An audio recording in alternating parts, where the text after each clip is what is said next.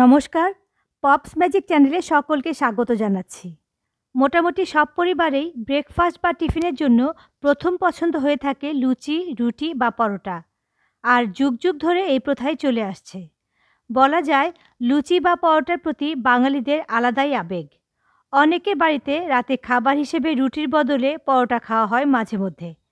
Plane পরোটা ছাড়াও ডিম পরোটা, আলু পরোটা বা সবজি দেয়া পরোটা বানানো হয়।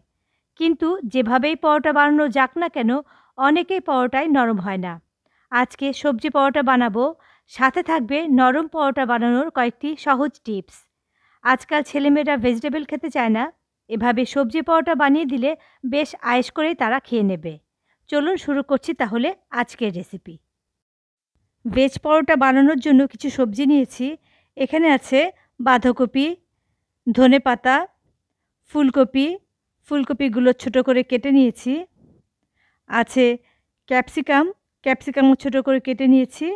আর একটা বড় গাজরের অর্ধেকটা গাজর নিয়েছি, সেগুলো এভাবে ছোট ছোট টুকরো করে কেটে নিয়েছি। আজ আমি হ্যান্ড চপারের সাহায্যে সবজিগুলো চপ করব।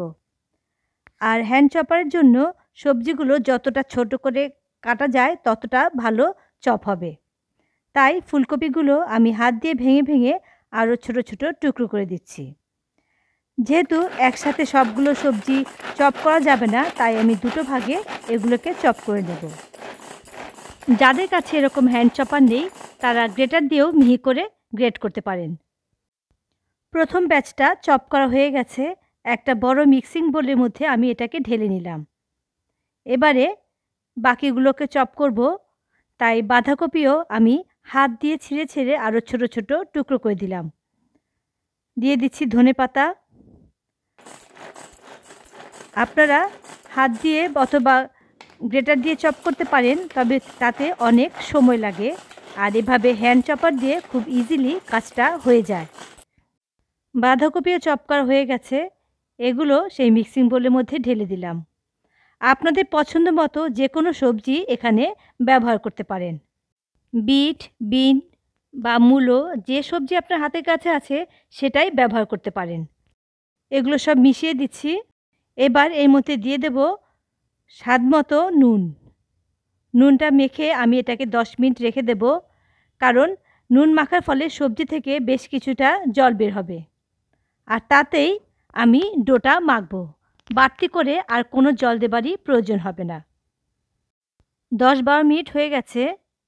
দেখুন সবজি থেকে কিন্তু বেশ কিছুটা জল বেরিয়েছে, আর সবজিগুলো এখন অনেকটাই নরম হয়ে গেছে। এবারে আমি এর মধ্যে দিচ্ছি দুটো মিডিয়াম সাইজের সেদ্ধ করে রাখা আলু, এভাবে গ্রেটার দিয়ে গ্রেট করে। হাত দিয়েও ম্যাশ করতে পারেন, তবে বড় কোনো লাম্প বা দানা যেন না থাকে সেটা একটু খেয়াল করবেন। অনেকে এই সবজি পরোটার ভেতরে রসুন থেঁতো বা পেঁয়াজ কুচি ব্যবহার করে। আমি যেহেতু আজকে নিরামিষভাবে পরোটা করছি, তাই এসব কিছু দিলাম না, তবে ইচ্ছে হলে দিতে পারেন। এবার এর মধ্যে দিয়ে দিচ্ছি 1/4 চা চামচ জোয়ান, এটা হজমে সাহায্য করে। আর 1 মুঠো কাসুরি মেথি। ভালো করে হাত দিয়ে একবার মিশিয়ে নেব। কাসুরি মেথি যদি না থাকে তাহলে সেটা অফ করতেও পারেন। এবার দিয়ে দেব এর মধ্যে আমি আটা। আমি আজ আটা দিয়ে পরোটা করব, চাইলে আপনারা ময়দাও ব্যবহার করতে পারেন। প্রথমে আমি 1 কাপ আটা দিয়ে দিলাম। পরে কিন্তু আরও আটা আমার লেগেছে, তাই একবারে পুরোটা দেবেন না, অল্প অল্প করে মেখে বারবার দেখে নেবেন। আর এভাবে বলে বোঝানো যাবে না ঠিক কতটা আটা লাগবে। মোটামুটি ডোটা মাখা হয়ে গেছে, তবে এখনও কিন্তু স্টিকি ভাব আছে, হাতে লেগে যাচ্ছে। তাই আমি আরও 1/2 কাপ আটা নিয়ে তার থেকে অর্ধেকটা দিলাম। আবারও মেখে মেখে দেখে নেব কতটুকু লাগবে। মাখতে মাখতে মনে হলো বাকি আটাটুকুও লাগবে, তাই সেটাও দিয়ে দিলাম। আবারও মেখে দেখে নেব কী অবস্থা হয়। ডোটা এখন মাখা হয়ে গেছে। 2 কাপের একটু বেশি আটাই আমার এতে লেগেছে। ডো যত ভালো করে সময় নিয়ে মাখা হবে, পরোটা কিন্তু তত নরম হবে। এবার এই ডোটা থেকে আমি কতগুলো লেচি কেটে নিচ্ছি। ঘরে আমরা যেরকম সাইজের রুটি খাই ঠিক তেমনই বা তার চেয়ে একটু বড় হবে লেচিগুলো। পরোটা ভাজার জন্য গ্যাসে একটা তাওয়া বসিয়ে গরম করতে দিলাম। আর এদিকে একটা লেচি নিয়ে অল্প আটা ছড়িয়ে আমি এটাকে বেলে নেব। ঘরে আমরা যেমন রুটি বেলি তার চেয়ে সামান্য মোটা হবে এর থিকনেসটা।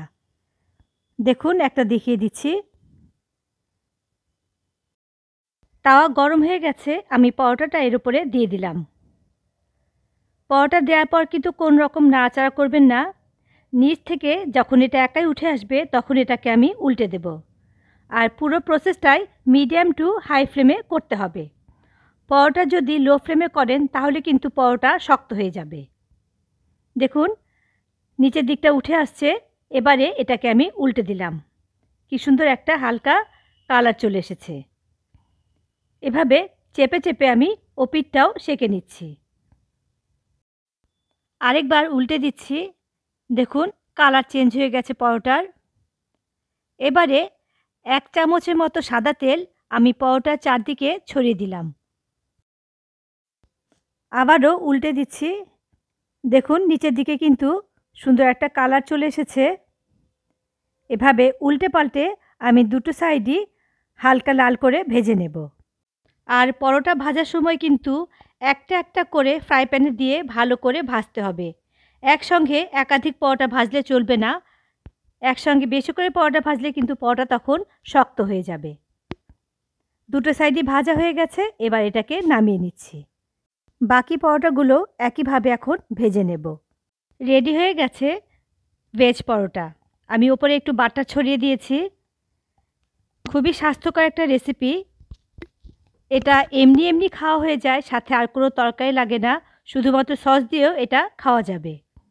আমি একটা দেখাচ্ছি, দেখুন কতটা সফট হয়েছে পরোটাগুলো। আমার কিছু পরোটা বেশি হয়ে গেছিলো, যেটা আমি পরদিন সকালে খেয়েছি, তখনও একই রকম নরম ছিল। রেসিপি ফলো করে আপনারা একবার করে দেখবেন, আপনার পরোটা হবে এরকম নরম তুলতুলে।